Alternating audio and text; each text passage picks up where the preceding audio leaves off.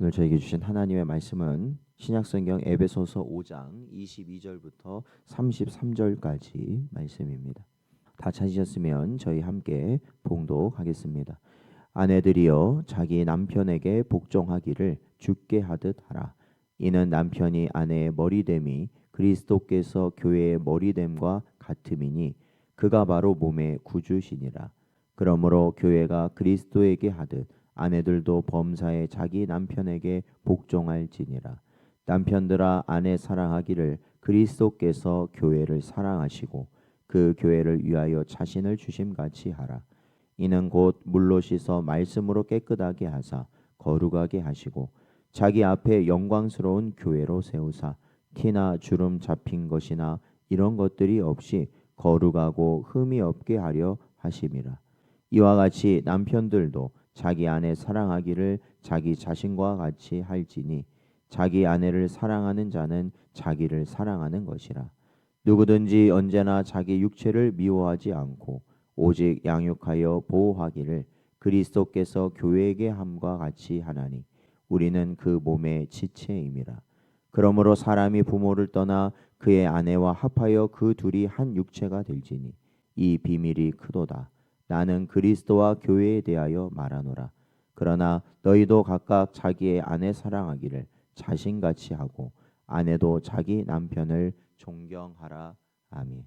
기도하겠습니다. 하나님 아버지, 지난 주일을 저희들에게 은혜 주시고 복 주시고 또한 하나님 앞에 나아갈 수 있는 모든 것을 허락하여 주신 것 감사드립니다. 지난밤도 하나님의 은혜 가운데 저희들 지켜주심 감사하오며 또한 오늘도 회개의 자리로 또한 주님께서 우리에게 허락하신 사명의 자리로 오늘 하루를 허락하여 주셨사오니 저희들의 심령을 새롭게 하시고 몸과 마음의 가짐을 저희들 바로잡게 하여 주시어서 주님이 원하시는 그 길을 또한 갈 수 있는 복된 심령들 되게 하여 주옵소서. 간절히 바라옵고 예수님의 이름으로 기도하옵나이다. 아멘. 오늘은 크신 비밀 교회와 가정의 연합이라는 제목으로 하나님 말씀 증거합니다. 지난 시간 우리는 에베소서 5장 15절부터 21절 말씀을 통해서 지혜 있는 자같이 행하라는 사도의 권면을 들었습니다. 세월을 아끼고 주의 뜻이 무엇인지 이해하며 성령으로 충만함을 받아 서로 피차 복종하라는 말씀이었습니다. 이는 단순한 도덕적 가르침이 아니라 그리스도 안에 있는 성도의 삶의 근본 원리를 보여주는 것이고요. 서로에 대한 복종은 우리 인생들, 즉 죄인된 우리가 의지적으로 할 수 있는 것이 아니라 오로지 성령 하나님께서 함께 하실 때만 가능한 것이다 라는 것을 깨닫게 하였습니다. 오늘 본문은 바로 이 피차 복종의 구체적인 적용이 오늘 말씀에 드러나고 있습니다. 그 적용은 바로 가정, 특별히 부부 관계 속에서 나타납니다.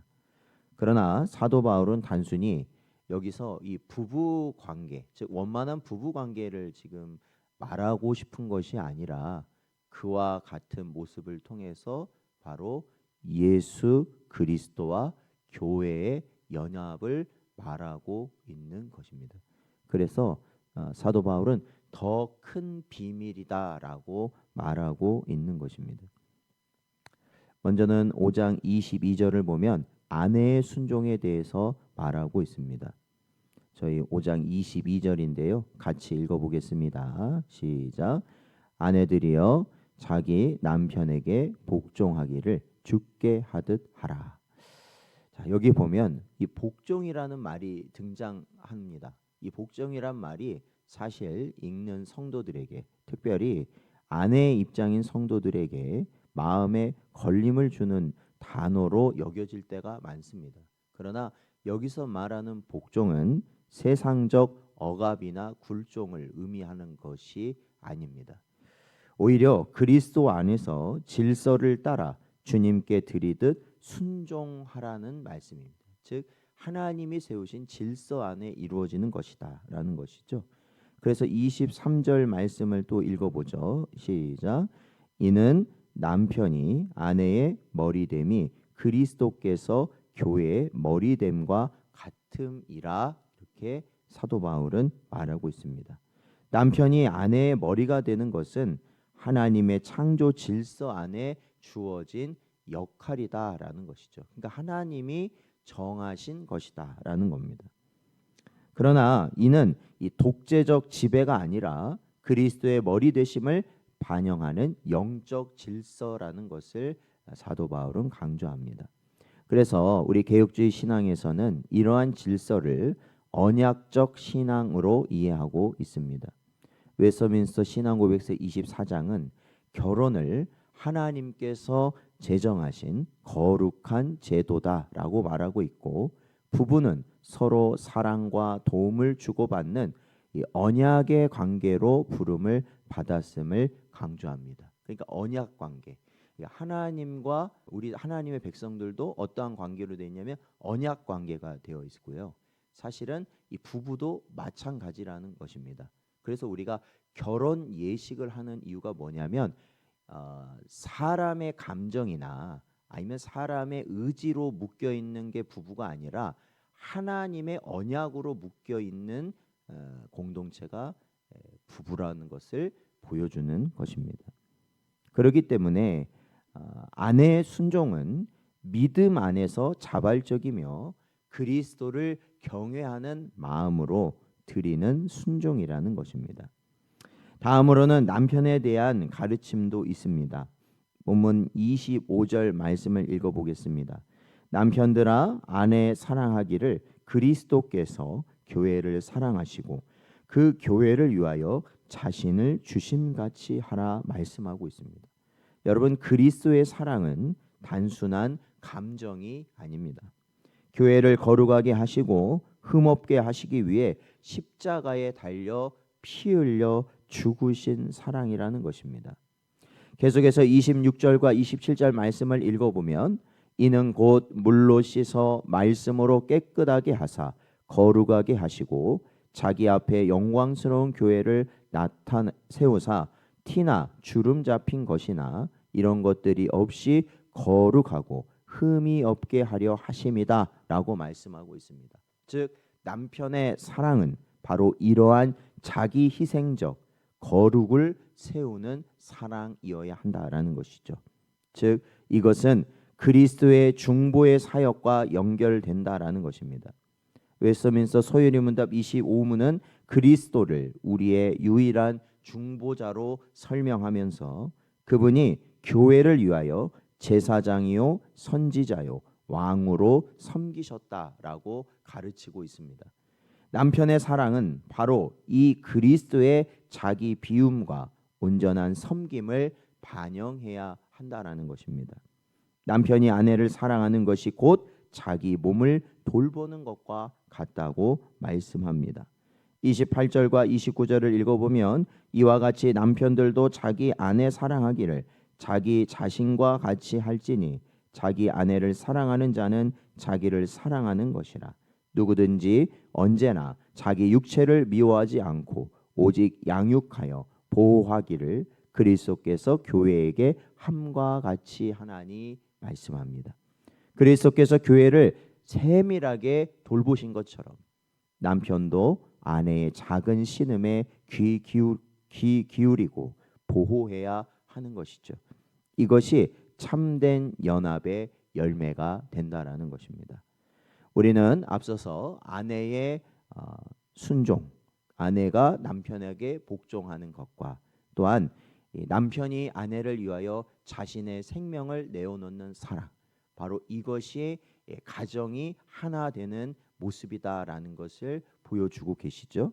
그런데 이 31절과 32절 말씀을 보면 이것이 바로 그리스도와 교회의 연합이다라는 것을 사도 바울은 말하고 있습니다. 31절 32절 읽어보면 그러므로 사람이 부모를 떠나 그의 아내와 합하여 그 둘이 한 육체가 될지니 이 비밀이 크도다. 나는 그리스도와 교회에 대하여 말하노라 말씀하고 있습니다. 즉 사도 바울은 아내와 남편, 즉 이 부부의 하나 되는 모습을 통해서 어느 곳을 말하고 있느냐? 그리스도와 교회의 하나됨을 말하고 있다라는 것이죠. 부부의 연합은 단순한 인간 관계가 아니라는 것입니다.